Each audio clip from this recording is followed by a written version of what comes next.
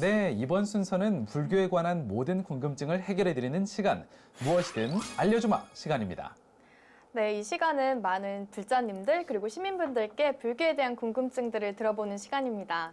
저희가 직접 거리에 나가서 여러분의 궁금증을 들어보기도 하고요. 여러분들께서 직접 저희한테 보내주시기도 하는데요. 궁금증 있으시면 바로 보내주세요. 네, SNS 자신감 밴드에 직접 궁금증 올려주셔도 되고요. 아니면 또 저희 자신감 홈페이지에 올려주셔도 됩니다. 아직 SNS 자신감 밴드에 가입하지 않으신 분들은 자신감 밴드에 자신감 또는 자연스님을 검색하셔서 가입해 주시면 되겠습니다. 자, 그러면 오늘은 어떤 질문이 들어와 있을지 화면으로 만나보겠습니다.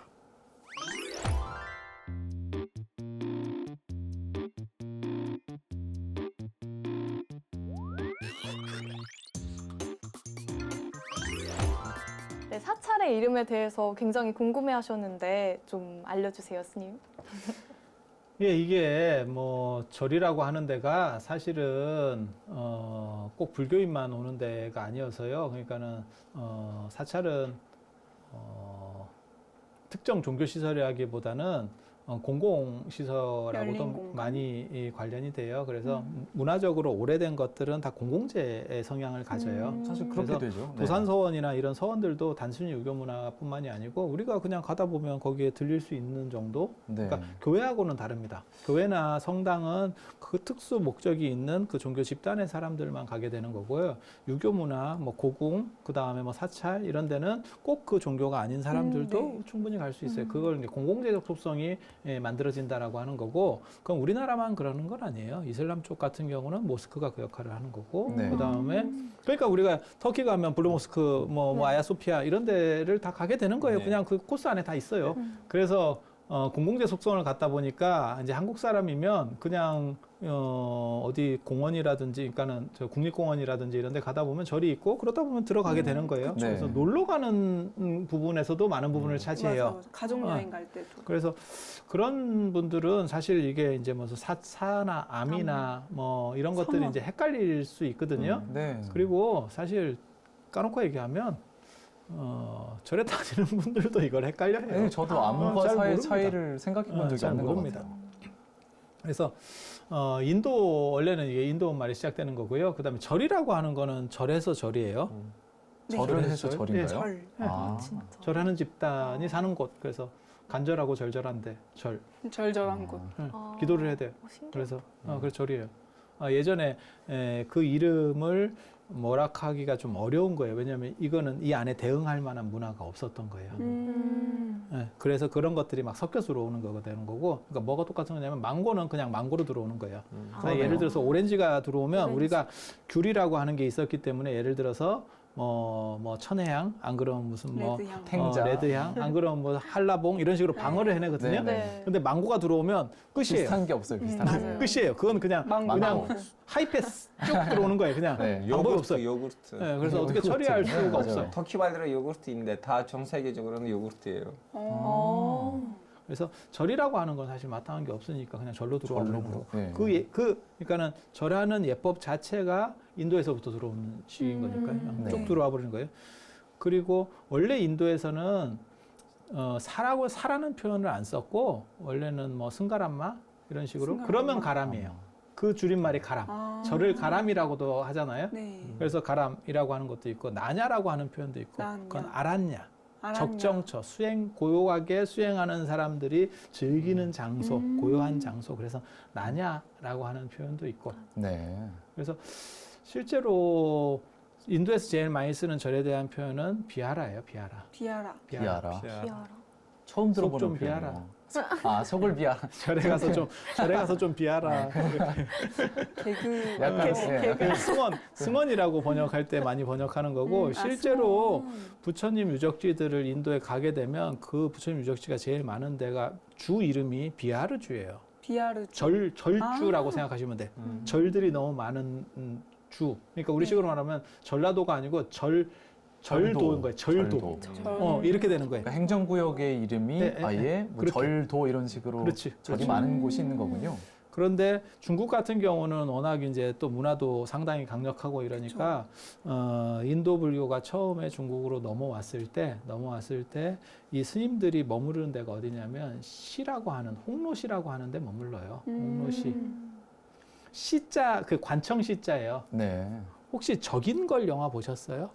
적인걸 3탄에 보면 적인 걸 봐야겠네요. 써보겠습니다. 저도 써놔야겠어요. 적인 걸 적인걸 3탄. 몰라요? 중국 영화. 중국 영화 적인걸 몰라? 같은데. 네. 황비용은 아는데.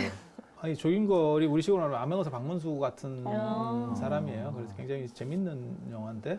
근데 아무튼 그런데 네. 보면 관청 시자, 그러니까 절사자를 써놓고 그게 이제 관청시로 읽어요. 아, 똑같은 근데 번역 같은 걸 잘 절사자인데도 못했더라고요. 시로 읽는다고요? 아니, 원래는 이게 우리가 절사자라고 사실은 쓰지만 이게 시자예요. 시자. 네, 네. 아, 시간이 이게 시자예요. 진짜. 그래서 여기다가 이게 이 말씀 원자를 붙이면 이게 떼시. 시. 아니 시 짓는다 할 때 시집 아, 할 때 시집. 시가 되는 거고 네. 그다음에 여기다가 날일자를 쓰면 아까 말씀하신 것처럼 시간 시자가 되는 거예요. 네. 네. 그러니까 이게 시 발음이 나는 거예요. 원래 시 발음. 시. 근데 거기에 스님들이 이제 홍로시라고 하는 일종의 영빈관 같은 데다가 이제 스님들을 머물게 해요. 처음에 네. 스님들이 아, 오니까 네. 절이 없으니까. 근데 그거를 그 스님들이 진짜 대단한 스님들이에요. 그 가선마등하고 축법나이라고 하는 스님인데요. 그걸 눌러 앉아서 본인들 걸로 만들어 접수를 하셨다는 표현을 지난번에 리모델링을 전에. 했어요. 그래서 점 하나를 찍어서 절에 시자에서 사자로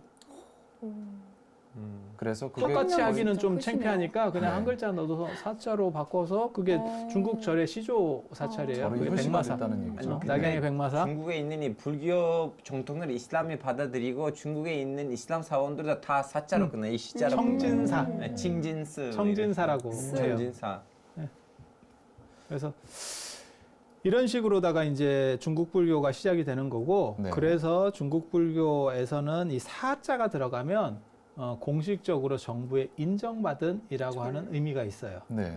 그러니까 서원도 두 종류가 있거든요. 우리나라 최초의 사액서원 이런 얘기 들어보셨어요? 그게 그 소수서원. 현판을 임금으로부터 그쵸, 또는 그쵸, 그쵸. 정부로부터 받은 서원. 네, 공식 인증 주세공의 기관이라는 백운동 뜻이죠. 서원이 나중에 소수서원 이렇게 사액서원이 됐잖아요. 네. 그게 원래는 절입니다. 절을 걔네들이 밀어가지고 서원으로 만든 거예요. 그래서 원래는 숙수사라고 하는 절이었고 그런 식으로 공식 인정받은 데가 있고 이제 인정 못 받은 데가 있어요. 그래서 사라는 표현이 들어가면 정식 인정됐다라는 뜻이고 원래는 네. 그 다음에 인정을 못 받으면 옛날에 나냐라 그랬었어요. 나냐. 네.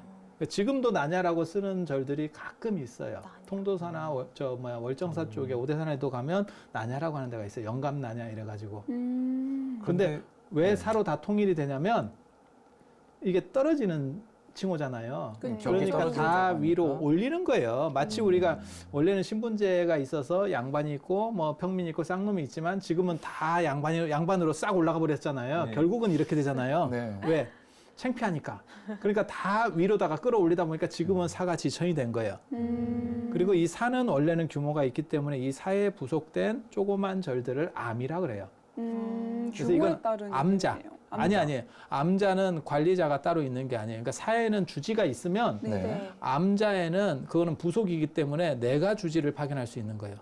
그걸 암주라고 그래요. 암주. 네, 암자는 암주예요. 주지가 아니고. 네. 그래서 큰 절이 있으면, 그러니까 해인사나 뭐 통도사나 뭐 이런 식으로, 안 그러면 월정사나 이런 큰 절이 있으면 그 산 안에 있는 거는 다 암이에요. 그 산 안에 있으면. 백년암, 홍년암 뭐 이런 식으로 다 암이 되는 거예요. 그리고 그 암자들의 이 쉽게 말해서 뭐라 할까, 임명하고 그 다음에 그걸 해임시키는 거는 네. 그 사에 공사. 있는 분이 하실 수 있어요. 네. 그리고 거기는 임기제도 아니에요.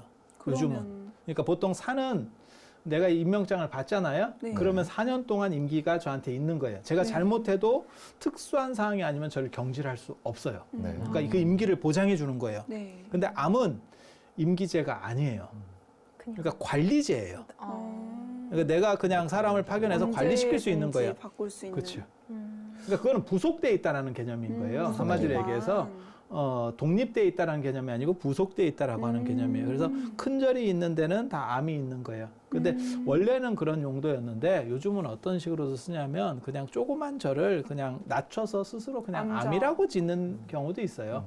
지금은 약간 규모에 따라서도 암이라고 부르는 경우가 그냥 생긴 것 같아요. 제가 암이라고도 보기에는. 이렇게 알고 있었어요. 네. 그렇게 하는 경우들도 있고 그다음에 우리가 쓰는 용어 중에서 원, 학원, 병원 이것도 원래는 다 절원자예요. 선원도 있지 네, 않나요? 선원 뭐 이런 거. 그쵸? 왜 그러냐면 예전에는 이런 종교 시설이 병원의 기능도 있었고 맞아. 교육 시설의 기능도 음. 있었기 때문에 예전에 이런 데서 이름이 다 나가는 거예요. 그거는 서양도 마찬가지예요.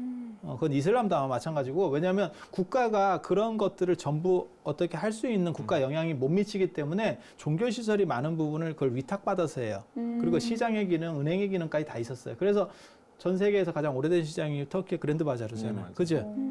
그게 바자르가 시장이라는 의미고 바자르. 그 쉽게 말해서 모스크 앞에 시장이 서는 거예요. 왜냐하면 사람들이 많이 왔다 갔다 하니까. 우리도 마찬가지였어요. 사찰 앞에 그 시장이 있는 거예요. 그 캄보디아에 있는 그 지금 다 사찰이 됐지만 예전에 다 힌두교 사원을 만들었는데 딱 거기에 힌두교 사원을 만들면 바로 앞에다가 병원을 만들고 옆에는 학교를 만들고 옆에는 시장을 만들고 그랬어요. 네. 지금 그래서 서양에 있는 대학들 중에서도 미션 스쿨들이 상당히 있어요. 오래된 학교들이. 예, 왜냐하면 네. 그런 식으로다가 전환되는 거예요.